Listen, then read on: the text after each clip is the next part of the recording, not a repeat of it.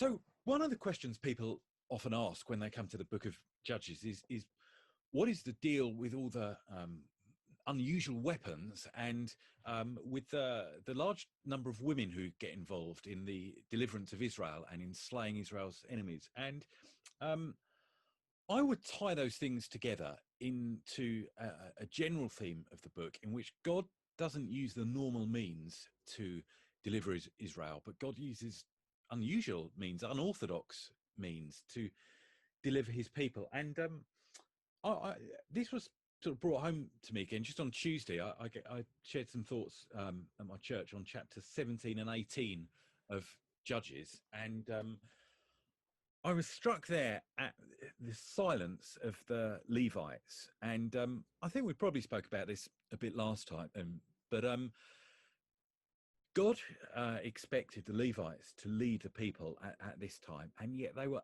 absolutely silenced. And I was looking at chapter 17 and verse 10, where this Levite is going around in a fairly aimless fashion, it seems. Micah says to him in verse 9, "Who are you, and where are you off to?" And the guy says, "I'm a Levite, and I'm just going to sojourn wherever I can find a place." It seems fairly aimless. And Micah says this to him. He says, "Stay with me and be to me a father and a priest, and I will give you 10 pieces of silver a year and a suit of clothes and your living." It sounds like quite a nice offer, doesn't it? It's got regular salary, somewhere to live, and an opportunity to be a spiritual influence. Be to me a father and a priest. You know, we could think of how the prophets refer to Elisha, or maybe it's Elijah, as a father. You know, he's to be a spiritual leader. And so the Levite goes in, and in verse 11 it says he's content to dwell with the man. But then it says, "And the young man became to him like one of his sons." That's quite a difference, isn't it? Offered a position as a father, and yet he becomes to him like one of his sons. And money seems to be, to me, my mind, the big compromise here. You know, when the guy's invited into this house and he sees a shrine full of idols, some hard truths need to be told to Micah. Like, you know, what on earth are you doing collecting all these ephods in your house? But it's quite hard to do that when a guy's paying your salary and giving you a healthy living. The Levites were meant to be paid by all the tribes equally. Tithes were meant to come in from 11 tribes. And I guess there the idea would be you don't have loyalty to a given tribe. But this guy is getting paid by Micah. He's a priest for hire. And so he becomes subservient to Micah. And you see in chapter 18 that this sort of situation just continues. Some Danites come along in chapter 18, and these Danites, we won't go there now, but they have sort of abandoned their true mission. That's described in Joshua 19, that we could look at perhaps some point later. They've found life in the hill country quite difficult, and they're in search of an easier territory, and so they start wandering around in search of an easy territory, and they come across this guy, this Levite in Micah's house. And so, you know, they say to him in verse 3, what are you doing here? What's your business here? And he says in verse 4, you know, I'm a priest for hire, basically. Micah's dealt well with me and he has hired me. And so they say in verse 5, "Inquire of God, so we can know whether the journey on which we're about to set will succeed."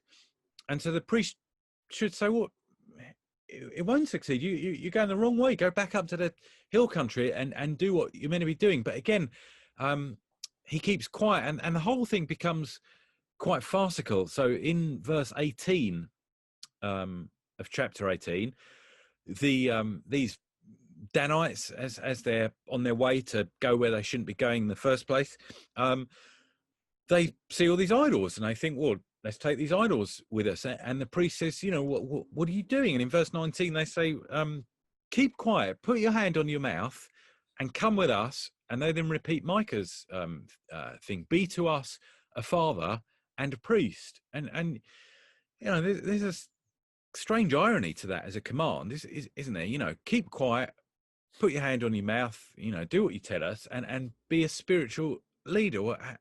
How's that going to work? And the priest says, great.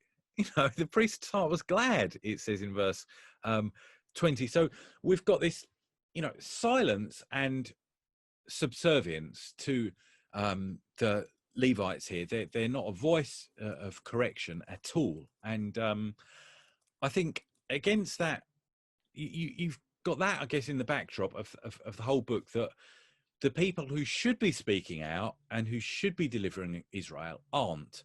And I think against that backdrop, you get this whole set of like unusual means that God chooses out. So he chooses out a guy called Shamgar, who I think is probably not an Israelite.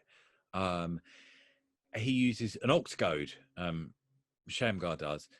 He then uses a woman, Deborah, who is a prophet. He uses Jael, who is again probably not even an Israelite. She is married to a Kenite, a guy called Hever, who's connected to Jethro and to the Midianites possibly. He uses a woman who throws a stone down on Abimelech's head, and so there is this whole sequence of like unusual means. And in a sense, the person who might be a more usual means, so you know, the big macho Samson in chapters 14 and onwards, he is actually hugely unsuccessful. It says of him that he begins to deliver Israel, and actually the same is said of Jephthah, that he might begin to deliver Israel from the Ammonites. In Jephthah's case, it's the Philistines. In Samson's case, and it seems that the people who we might choose, I guess, who man might choose as good leaders, Jephthah was known to be a military leader, so they drafted him in, were pretty unsuccessful.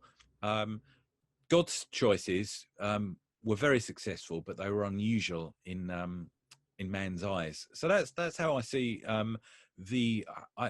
people often zoom in on the fact that women are used, which is true, but I don't think it's a sort of an ode to feminism as such. I think it's part of this bigger theme that God is using unexpected means and unexpected weapons.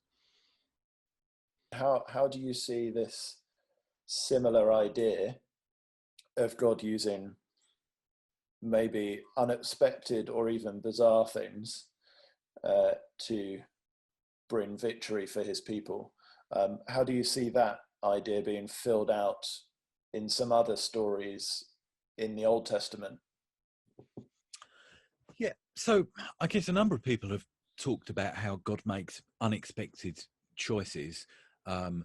Moses, I guess, didn't have the classic characteristics of a leader, and in a way, when he was best placed to deliver Israel, so when he was already in the house of Pharaoh and had some respect in Egypt, you would have guessed, at that time it seems like Israel weren't ready for him, or perhaps he jumped the gun, one way or the other, but he then fled, and God explicitly commissioned him only in a sense when he was much worse placed to deliver Israel. He was then out in the desert, disconnected from his people, and perhaps even disliked by some of his people who thought he'd caused them trouble before Pharaoh, and he wasn't a good speaker, he says, and you know, we could say the same of Paul. So there's this whole sense in which God chooses unexpected means, and how man goes for the obvious choices. Saul, I guess, was an obvious choice. He was tall,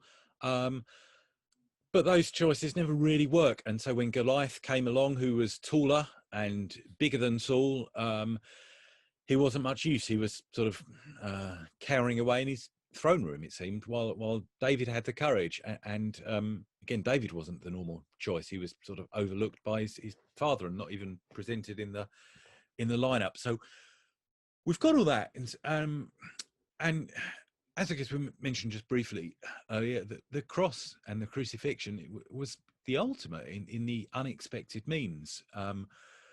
It wasn't what Satan was expecting, and so we get that text in 1 Corinthians 2. Had the princes of this world, which I take to mean the kind of the spiritual or authorities, although reflected in the actions of people like Herod and Pilate and so forth. But that had they been aware of God's plan, they wouldn't have crucified him. And so, could you call the cross like the ultimate unexpected weapon